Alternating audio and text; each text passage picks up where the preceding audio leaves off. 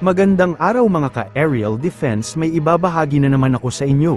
Dahil ngayong araw na ito ay may pag-uusapan tayo tungkol sa depensa, 3 barkong pandigma ng Pilipinas pinadala sa Scarborough Shoal.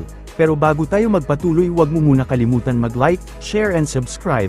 Manatiling nakatutok sa aming channel para updated ka sa balitang militar at West Philippine Sea. Ilang barkong pandigma ng Philippine Navy ang nagsagawa ng mga pagsasanay noong Biyernes sa isang sovereignty patrol sa West Philippine Sea, sa gitna ng patuloy na presensya ng tinaguriang monster ship ng China sa baybayin ng Zambales. Sa isang pahayag, sinabi ng Philippine Navy na ang mga offshore combat ship nito ay nagsagawa ng unilateral exercise para mapanatili at mapahusay ang operational proficiency ng mga asset at tauhan nito sa paligid ng Baho de Masinloc, na pinangungunahan ng multi-mission capable frigate na BRP Antonio Luna FF151, ang mga capital ship ng Philippine Navy na kasalukuyang nakadeploy sa West Philippine Sea, ay kinabibilangan ng Del Pilar class patrol vessels na BRP Ramon Alcaraz PS-16 at BRP Andres Bonifacio PS-17. Ang mga opisyal at tripulante ng mga sasakyang ito ay nagsanay sa mga karaniwang operasyon sa karagatan, upang mapabuti ang kanilang kadalubhasaan at kasanayan sa paghawak at pamamahala sa mga modernong sistema para sa mahusay na paggamit ng mga barkong pandigma. Ayon sa Philippine Navy, ang pagsasagawa ng nakagawiang unilateral exercise na ito ay nagpapakita ng kahalagahan ng pagsasanay bilang isang mabisang kasangkapan, upang makamit at mapanatili ang antas ng kahandaan at interoperability, na napakahalaga sa pagtupad sa mandato ng Navy na i-secure ang mga karagatan at itaguyod ang integridad ng teritoryo ng bansa.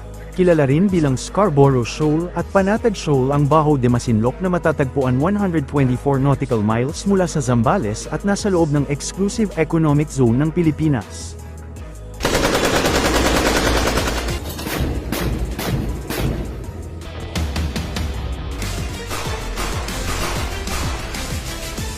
Isinagawa ang drills ng mga barkong pandigma ng Philippine Navy sa West Philippine Sea matapos maghain ng diplomatic protest ang Pilipinas, at nanawagan sa China na bawiin ang kanilang China Coast Guard Vessel 5901 o ang monster ship mula sa karagatan ng Pilipinas. Binisita ni Philippine Air Force Commanding General Lieutenant General Arthur Cordora ang mahalagang pasilidad sa West Philippine Sea. Nagsagawa ng 2 araw na field visit ang Philippine Air Force Chief sa Antonio Bautista Air Base sa Palawan at sa Pag-asa Island mula ika-14 ng Enero hanggang 15. Ang pagbisita ng Air Force Chief sa naturang mga lugar ay nagbibigay diin sa commitment ng hukbong himpapawid ng Pilipinas sa national security at kapakanan ng kanilang personnel. Sa kanyang pagbisita, pinuntahan ng opisyal ang iba't ibang mga pasilidad at nakipag-engage sa mga tropang nakaistasyon doon.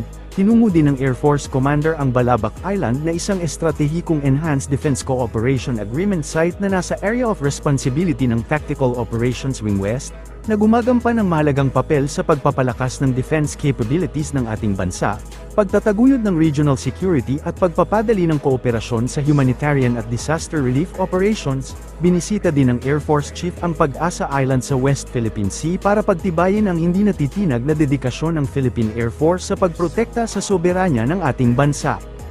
Ilang alalahanin sa West Philippine Sea ang inasahang inilabas sa ginanap na bilateral consultation mechanism sa pagitan ng Pilipinas at China noong Huwebes. Sinabi ni Foreign Affairs Secretary Enrique Manalo na tatalakayin sa pulong ang mga kamakailang pag-unlad sa rehiyon. Hindi tahasang iginiit ni Manalo kung kabilang sa mga ilalabas na issue ang monster ship ng China malapit sa Zambales. Gayunpaman, aniya, karaniwang pinag-uusapan sa pulong ang mga nangyayaring development sa South China Sea at West Philippine Sea. Bukod sa mga mabibigat na issue, binanggit ng DFA Chief na ang iba pang larangan ng kooperasyon ay inaasahang matutugunan, kabilang ang posibleng pakikipagtulungan sa pagitan ng mga Coast Guard ng Pilipinas at China. We plan to address the concerns regarding China Coast Guard's operation, reaching as far as Zambales, and the presence of China's large vessels in the Philippines EEZ. Can you confirm muna? Can you confirm that? Firstly, is it happening yet? Yeah. In fact, I think it's going on now as we speak. So really, I don't want to prejudge what the eventual outcome will be. But what I can say is that we will, of course, be discussing the situation in the region, the South China Sea, in the West Philippine Sea, including the recent developments, and of course other issues which have been under discussion for some time, which are aimed at seeing how we can cooperate in certain areas, such as in the environment, and even possible cooperation between the Coast Guards the Philippines.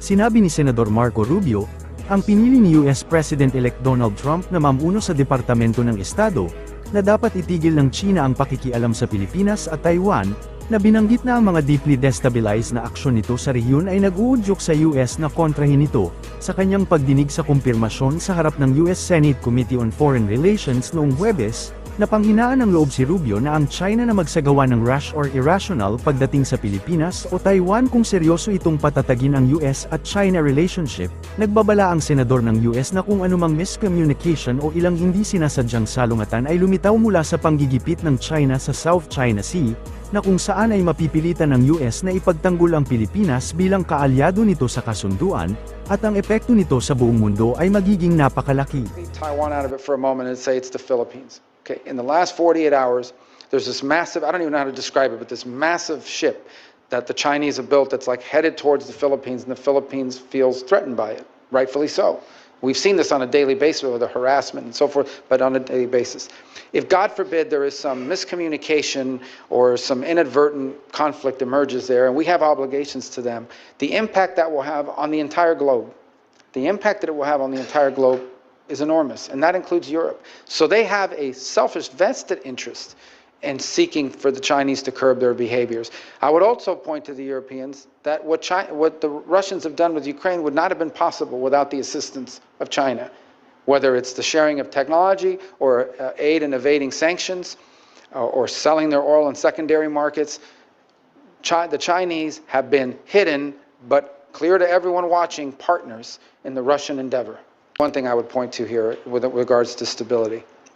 If the Chinese are in fact serious about stabilizing US-China relations and finding avenues of which we can be cooperated and avoid conflict, then they will not do anything rash or irrational when it comes to Taiwan or the Philippines for that matter. The actions they are taking now are deeply destabilizing. They are forcing us to take counteractions because we have commitments to the Philippines and we have commitments to Taiwan that we intend to keep. And so if they want to destabilize the relationship, or they want to help at least create some pathway for stabilization of our relationship with them, even as we remain engaged in global competition, and in some cases more adversarial than others, they really need to stop messing around with Taiwan and with the Philippines, because it's forcing us to focus our attention in ways we prefer not to have to. Deployed ships to the South China Sea to harass our allies like the Philippines in their own territorial waters. The People's Republic of China is the head of the stake of this axis of dictators that are challenging the United States today. They are challenging our freedom, our security, and the very way of life we have.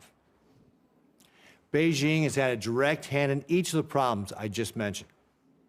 That's why addressing any one of them cannot be done without making sure that we are thinking about how we are deterring the People's Republic of China. When everything is a priority, nothing's a priority.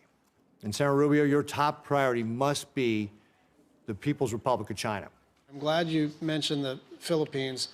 You know, my theory of the case here is that not that China has decided that its risk appetite is higher, but rather that the things that they are doing are not so risky at all. And that's because we have not been in a position to impose consequences. And I think one of the places where we have a good and growing partnership, and obviously bilateral economic and treaty obligations, is the Philippines. And in addition to the Enhanced Defense Cooperation Agreement, and in addition to the Luzon Corridor economic partnerships, I'm just wondering how you see that growing democracy, one of our best allies on the planet, how you see that as strategically important for the United States? Well, I think it's important. First of all, it's always been strategically important for the United States. Obviously, our military presence there diminished greatly as a result of some of the decisions that were made within the Philippines, but now you see a willingness to see us return. Look, we're not looking to militarize the Philippines, and this is not, I think it would be a mistake to solely view it as a security arrangement. There are long ties between the United States and Philippines that date back to 1899 in the Spanish-American War. And, and so I think it's important to build on that as well. I think there are real economic opportunities that we should be exploring. And so it's one that we need to show us commitment. If I'll be frank, I think where this kind of fell off was, and I'm not getting involved in internal Filipino politics, but I'm telling you, during Duterte, it was a little tougher to work with them. And obviously, there's some issue going on there internally as well. I'll leave that to their electorate and their politics to solve. So I think to the extent that over the last few years, you have seen a reinvigoration of American interests, it's not simply driven by the fact that the Chinese are harassing them. It's also driven by the fact that there's been a more welcoming attitude towards our posture and our position there. And that's one that when that opportunity presents itself, we should embrace, but then we need it to show results so that it becomes enduring. In essence, when your engagement with a country leads to economic development, whether it's outbound U.S. investment in the Philippines or what have you, then that becomes enduring. Then it makes it difficult, no matter who's in charge, to walk away from the alliance, because the alliance is more than just military and a military presence. It also involves jobs and businesses and investment and economic opportunity. And we need to look for ways to emphasize that. I think it would be a mistake to simply view it as a military or defense alliance. Para sa mas madaming update tungkol sa ating depensa, paki-follow at like muna ng aming page na nasa description na ang link. Huwag mo na rin kalimutan mag-like, share and subscribe. Pindutin mo na rin ang bell para updated kayo sa aking mga bagong video. Maraming salamat po.